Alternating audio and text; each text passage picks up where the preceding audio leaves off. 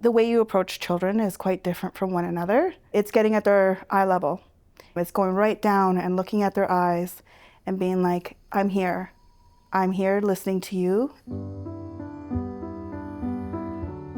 The world is a big, wondrous place when you're a kid. You collect rocks because you think they're pretty. You help your dad shovel the snow because you want to be big and strong. You chew like 6 sticks of bubble gum because you want to see if you can blow a bubble the size of your dog's head.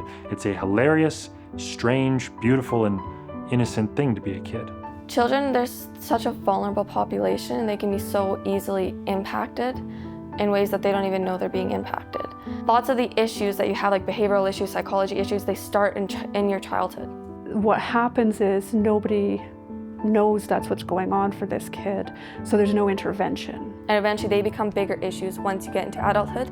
So if we can start working with parents right off the bat when they're 3 or 4 years old and teaching parents how to teach the kids what these feelings are and why their brain is telling them to do these things, then you can avoid all the subsequent depression and social issues and self-esteem issues and school and academic issues that often come as a result of it. And this is just anecdotal, but who among us as adults doesn't have some psychological hurdle to deal with from our childhood? I should clarify that, because that's not to say that all mental illness is caused by childhood, right? A lot of the disorders they have are genetically based. Like, we know now that there's a genetic profile attached to that. Andrea Gunner is a registered psychiatric nurse who specializes in child psychology, and she works with families from Hinton.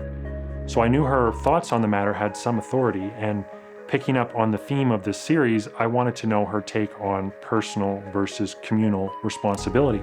So I asked her, when you look at children, how often do you associate that this is something to do with the parents versus this is something to do with the child's personality versus, That's a loaded question. I know it's a loaded question. That is a loaded question. But I'm curious where you go with it, right? It's a case by case, honestly, because it can be that if you were never taught parenting skills, you don't have those. It's not something we're born with, right? Like, we are usually we learn how to parent from our parents.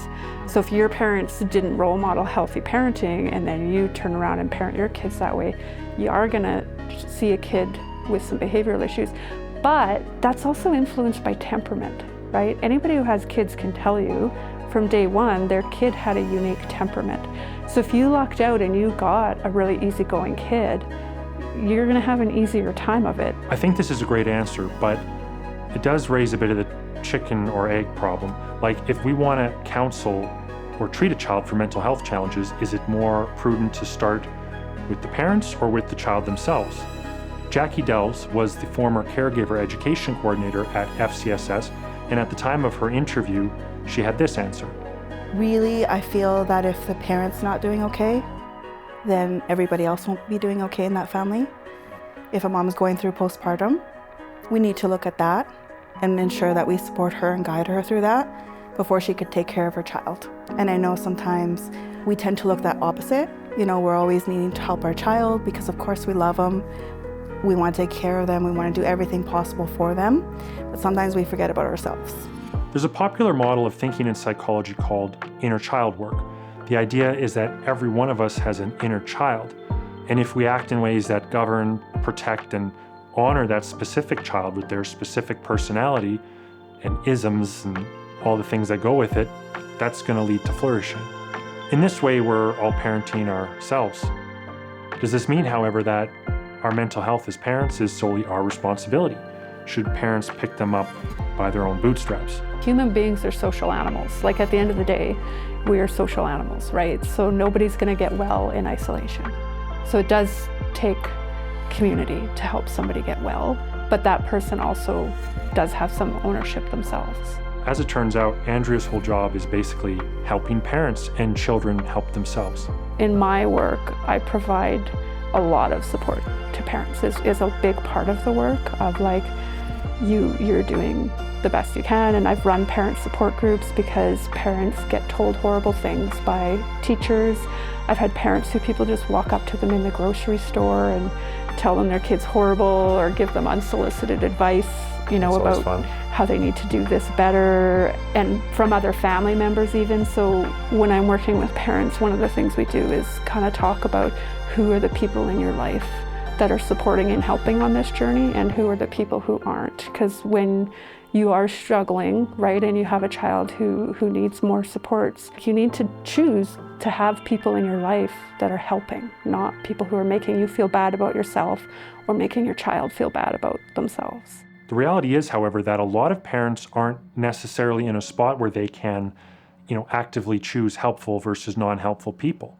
For a lot of parents, they don't feel like they have any choice. There's so many parents I work with who have no support. Single parents, and not just moms. I work with a lot of single dads, single moms, and they have no other family. They're doing it on their own, and I don't even know how they do it. Just the way things are right now, getting extra supports is almost I hate to say it, but it's almost impossible unless you have the finances to pay out of pocket for things like speech therapy, occupational therapy, tutors for school, respite care.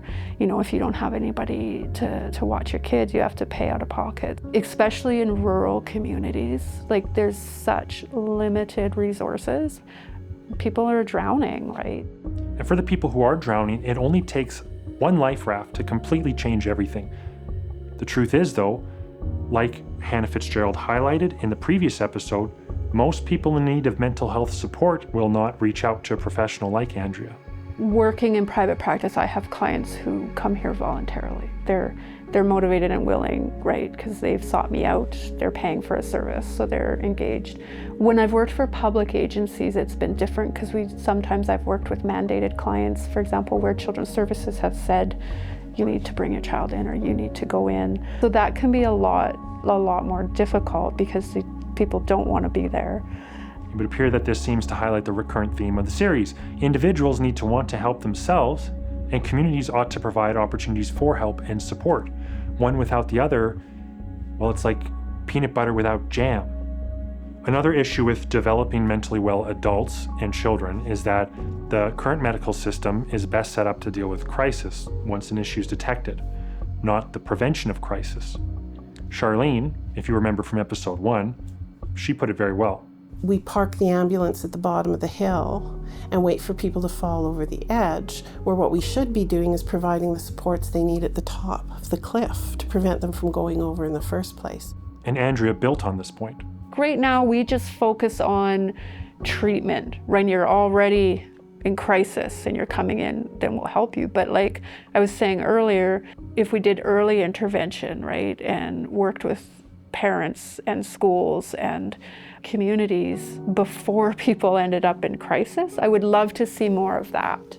So do these preventative resources exist, and what are they called? Well, they call them lower tier services. I think it's like tier 1 services, which is those preventative programs, like programs on stress management, how to manage anxiety, so they're not big flashy programs, but it gives people an opportunity to get help before they reach crisis, because so much of it right now is reactive. We're not investing in those essential services that contribute to overall good mental health. And some of the most important things that contribute to mental wellness are the basics: food, sleep, exercise, shelter. We could hire all the therapists we want, but that doesn't help that parent that can't get to the appointment or has 3 other kids and needs childcare. I asked her for an example of a good program that would take all of this into account. One community I worked in was really amazing, and we had actually worked out a deal with the town. So I was doing like a parent group once a week, and they provided childcare for it, which was amazing. So these parents could come and not stress about it, and we actually even were able to get some funding to provide lunch for everybody there. Nice. So I think it's like those kinds of programs that we need more of.